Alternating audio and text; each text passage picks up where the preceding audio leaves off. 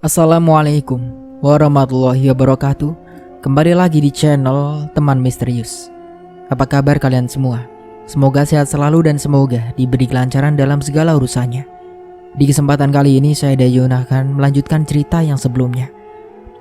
Bagaimana dan seperti apa kelanjutan ceritanya? Tentunya tak usah berlama-lama, langsung saja kita masuk ke ceritanya.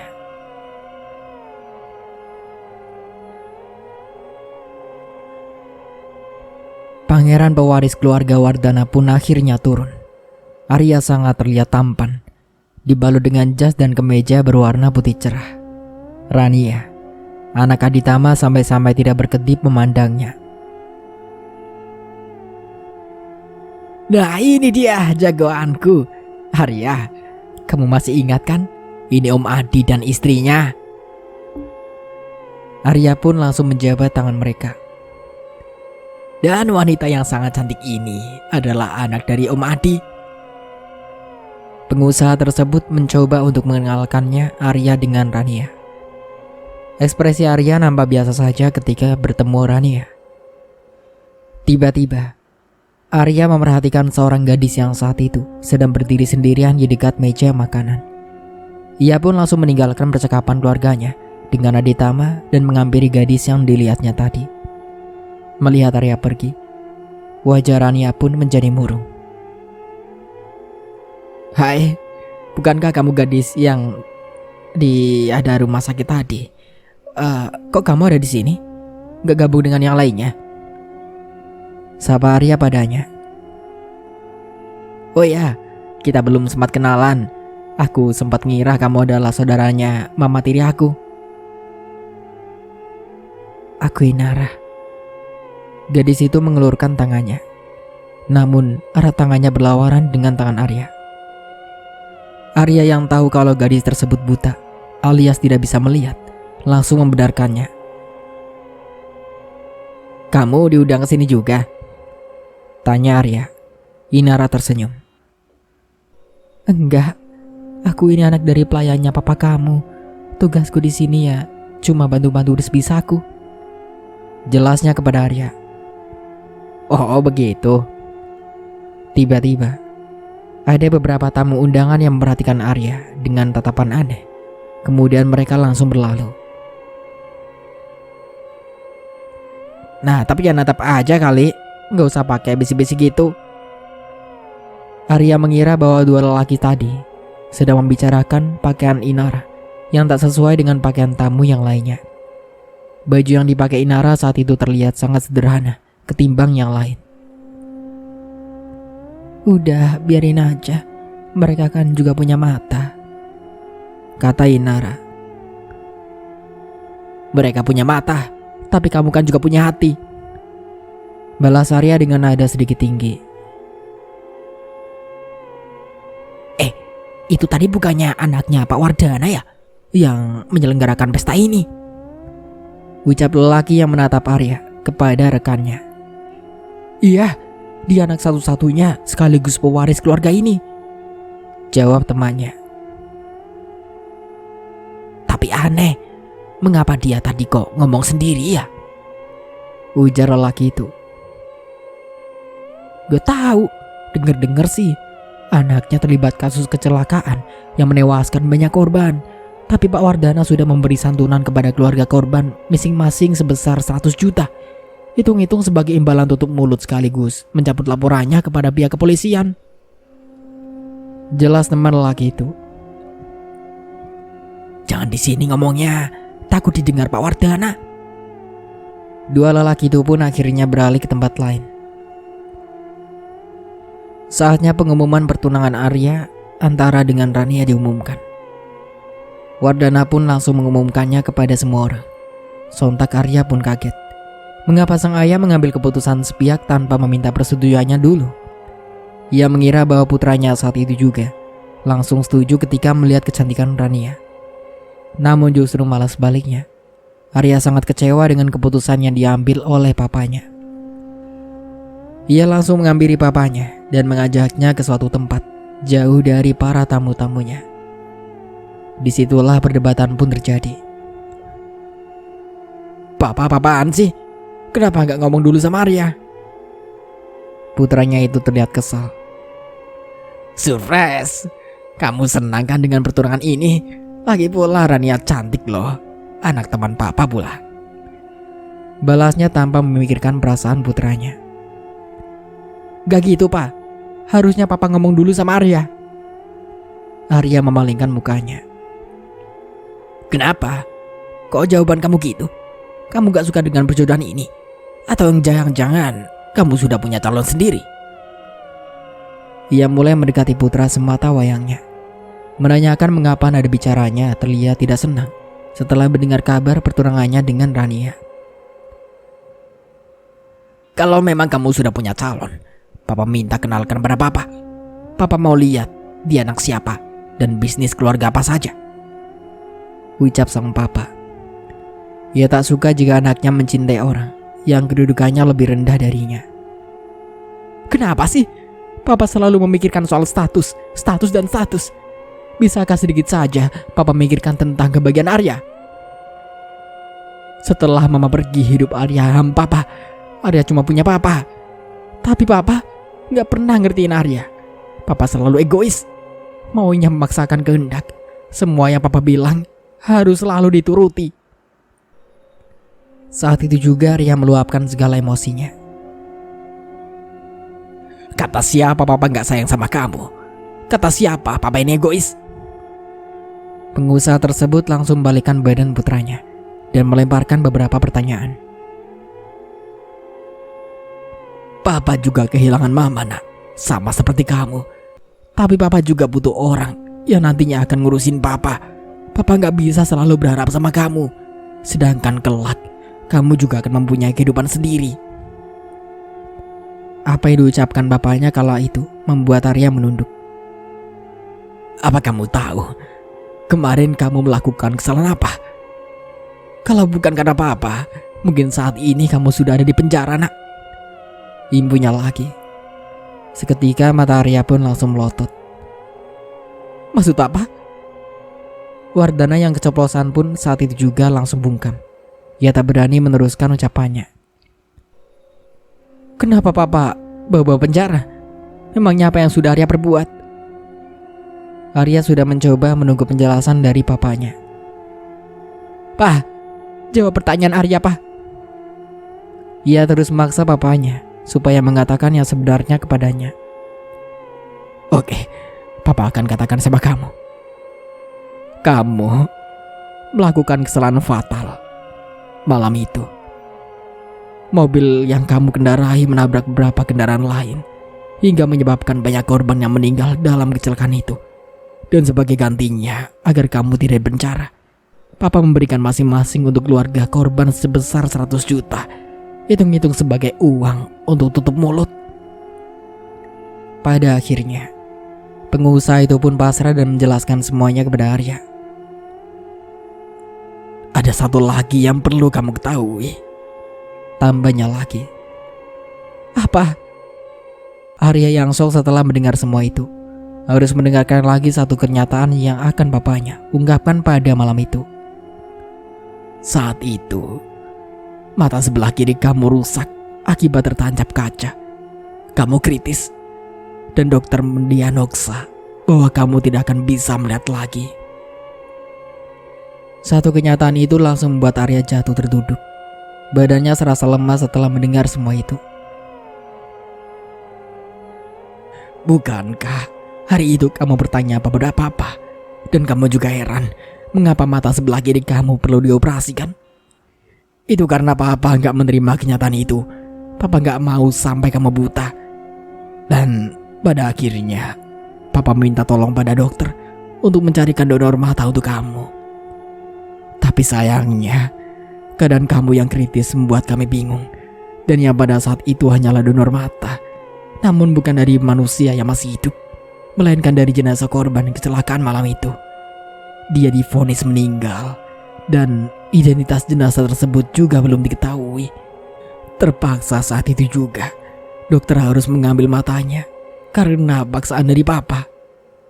Kesimpulannya, mata sebelah kiri kamu adalah mata yang didonorkan dari jenazah tanpa identitas yang ada di rumah sakit itu. Papanya menjelaskan semuanya secara detail. Arya langsung meraba satu matanya. Ia merasakan bahwa ada yang berbeda dari mata ini. Pantas saja, aku selalu melihat hal-hal aneh. Rupanya mata ini adalah mata pendonor dari jenazah, ucap Arya dalam hatinya. Apakah semua yang kualami kemarin adalah nyata? Para korban kecelakaan itu menerorku agar aku mau bertanggung jawab atas apa yang telah mereka alami. Arya langsung berpikir mengenai para arwah yang selalu menerornya. Pak, bisakah Papa mengantar Arya ke rumah sakit? Untuk apa ke sana? Ucap Papa yang bingung. Arya mau melihat jenazah yang sudah mendonorkan matanya untuk Arya, sahutnya. Oke, nanti setelah pesta ini selesai, kita berangkat ke sana. Sambil menunggu pesta selesai, Arya mencari gadis yang tadi diajaknya ngobrol. Ia sudah mencarinya di sekeliling rumah, namun gadis tadi sudah tidak ada. Padahal niatnya tadi, Arya ingin berbagi cerita itu kepadanya. Entah mengapa saat kali bertemu di rumah sakit, Arya merasakan ada sesuatu di antara mereka. Dan di pesta ini, ia bertemu lagi dengan gadis itu. Namun ketika ia mencarinya, gadis tersebut sudah menghilang entah kemana. Mungkin sudah pulang saat Arya tadi berbincang dengan ayahnya tadi. Wardana pun akhirnya menunda pertunangannya dengan anak dari sahabatnya. Ia menunggu Arya untuk memperkenalkan kekasihnya kepada keluarga Wardana. Sekali-kali, pengusaha itu ingin juga mengembalikan senyum Arya yang hilang semenjak ditinggal ibunya. Keputusan tersebut akhirnya bisa diterima oleh pihak Aditama. Namun Rania nampak murung setelah mendengar keputusan tersebut. Ya, mungkin atau lain kali aku akan menunggu dia mengatakan iya, ucap gadis cantik itu. Pesta pun berakhir. Seperti yang dijanjikan, Wardana akan mengantarkan Arya ke rumah sakit malam ini. Setelah tamu-tamunya pulang, mereka langsung pergi ke arah mobil menuju rumah sakit. Dalam perjalanan, senyum Arya terpancar. Ia langsung memeluk sang papa dengan erat.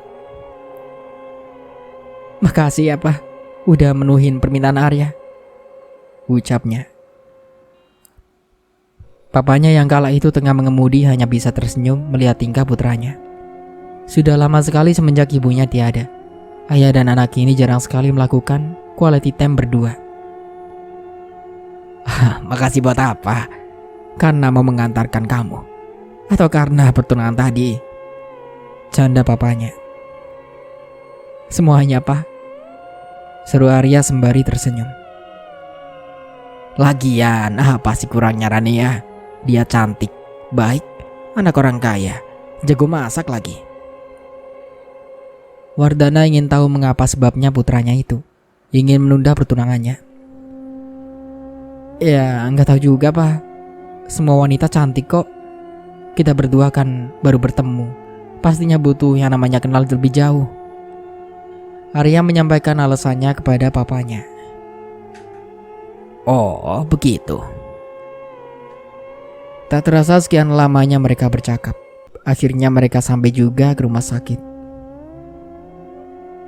Ini papa nggak tahu ya nak, Dokter Andri sudah pulang atau belum? Wardana memberitahu putranya. Ya kalau sudah pulang pun gak masalah Pak. Niat kita kan hanya untuk melihat mayat yang sudah mendonorkan matanya buat Arya. Pastinya mayat itu kan ditempatkan di ruang jenazah, ujar sang putra. Ah iya ya. Sus, minta izin untuk mengecek kamar jenazah boleh tidak? Wardana meminta izin kepada suster yang bertugas malam itu. Bapak siapanya? Apa ada pihak dari keluarga bapak yang meninggal di sini? Tanya suster tersebut. Tidak sus, saya hanya ingin melihat mayat wanita yang matanya sudah didonorkan buat anak saya, sahutnya. Oh begitu, baik Pak, mari saya antar. Dengan berbaik hati, suster itu mengantarkan mereka berdua ke kamar jenazah. Pak, mayatnya perempuan? Tanya Arya. Wardana mengangguk. Perasaan Arya pun mulai tidak enak ketika akan sampai ke ruangan yang dituju. Pintu dibuka. "Silakan masuk, Pak. Kode jenazah 002. Ada kartu menggantung di jemari kakinya," kata suster itu. Setelah itu berlalu meninggalkan mereka di sana. "Terima kasih, Sus," ucap pengusaha tersebut. "Kamu masuk sendiri ya? Papa tunggu di sini aja. Berani kan?" serunya kepada putranya.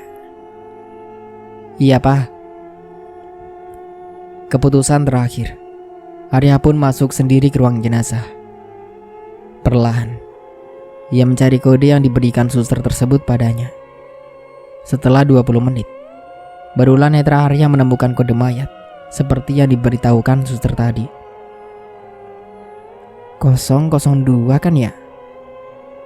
Ucapnya perlahan. Dengan mata terpejam, Arya mencoba membuka perlahan penutup jenazah. Pelan-pelan Arya mulai mengintip untuk melihat jelas wajah sang jenazah yang sudah mendonorkan matanya. Dan jantung Arya serasa berhenti. Ia sungguh tak percaya dengan apa yang dilihatnya saat ini. Rupa wanita itu sama persis dengan gadis yang ditemuinya di pesta tadi. Ada sebuah jahitan di sebelah mata kirinya, pertanda bahwa memang benar mayat wanita itu mendonorkan korneanya untuknya. Pantas saja para tamu tadi aneh ketika melihatnya. Rupanya saat itu ia tengah berbincang sendirian. Mereka tak melihat gadis itu di sampingnya, karena gadis tersebut ternyata adalah arwah dari mayat ini. Arya menutup kain putih itu kembali. "Terima kasih untuk mata ini." Air matanya tiba-tiba menetes. Itu sebabnya dari awal bertemu, ia seperti merasakan ada sesuatu antara gadis tersebut dengannya. Dan rupanya, yang bisa membuatnya melihat lagi adalah donor mata dari gadis tersebut. Arya memutuskan untuk pergi dari sana karena tak kuat. Sampai-sampai ia meninggalkan papanya yang saat itu menunggunya di luar. Pemuda itu diketahui pergi ke kamar mandi. Alasannya agar tak ada seorang pun yang mengetahui bahwa saat ini dirinya tengah menangis. Ia meluapkan segala tangisnya di depan cermin. Tak menyangka bahwa gadis yang ditemuinya sudah meninggal.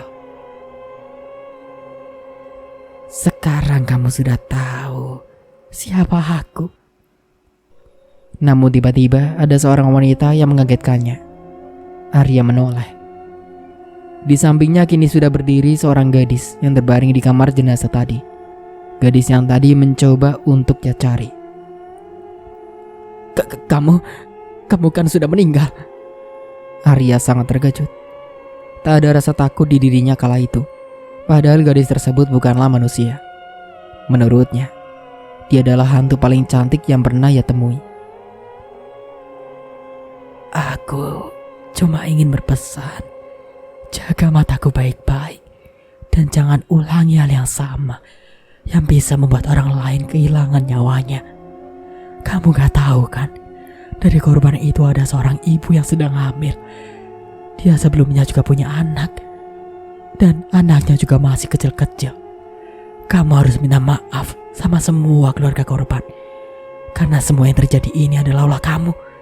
Dan supaya arwah korban juga bisa tenang di alam sana. Satu lagi, aku sudah ikhlas dengan apa yang terjadi. Aku juga ingin kamu menolongku. Tolong aku untuk memberitahukan kepada keluarga aku kalau aku sudah meninggal, supaya jasadku bisa segera dikuburkan dengan layak. Dalam mata itu, kamu akan terus mengingat kebaikanku yang tak seberapa ini. Aku senang karena kita bisa saling kenal. Selamat tinggal, Arya." Setelah memberikan pesan kepada Arya, arwah gadis tersebut mengucapkan salam perpisahan terakhir padanya, membuat Arya semakin bersalah dengan apa yang diperbuatnya. Arya berjanji akan mengurus semuanya. Ia akan datangi korban kecelakaan itu satu persatu. Setelah itu, ia akan menyerahkan dirinya sendiri ke polisi. Semua dilakukannya agar semua korban kecelakaan yang sudah meninggal, arwahnya bisa tenang di alam sana. Dan begitulah akhir dari ceritanya. Semoga dari cerita ini kita bisa ambil hikmah dan pelajarannya. Sampai jumpa kembali di cerita baru berikutnya. Saya Dayun pamit undur diri. Kurang lebihnya mohon maaf. Wassalamualaikum warahmatullahi wabarakatuh.